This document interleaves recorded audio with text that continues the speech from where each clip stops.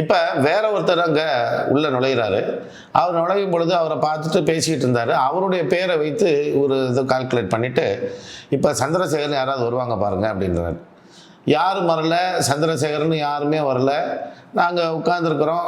ஒரு அரை மணி நேரம் கழித்து ஐயாவுடைய நண்பர் எஸ்வி சேகர் சார் வந்தார். வந்து உட்காந்து பேசிக்கிட்டு இருந்தார். அப்போ இவர் கிளம்புறதுக்கு தயாராகிறாரு. கிளம்புறதுக்கு தயாராகிட்டு, ஐயா நான் கிளம்புறேன், ஆனால் சந்திரசேகர்னு யாரோ வருவாருன்னு சொன்னீங்க, யாரும் வரலையே அப்படின்னு அவர் கேட்டோன்னே, அப்போ அவர்கிட்ட கேட்டார், இவரோட பேர் முழு பேர் என்னன்னு தெரியுமான்னு கேட்டார். தெரியாது. என்னன்னா அவரோட முழு பேர் சந்திரசேகரன். அவர் எஸ்வி சேகர் சார் தான் எல்லாருக்குமே தெரியும். ஆனால் அந்த அவருடைய முழு பேர் அப்போ தான் எங்களுக்கு தெரியும். அரை மணி நேரத்தில் இது நடக்குது. இது ஒவ்வொரு சம்பவத்தையும் வரப்போகிற ஆளுங்க எப்படி சொல்கிறாருன்றது ஒரு ஆச்சரியத்தை விளைவிக்கும் இல்லையா?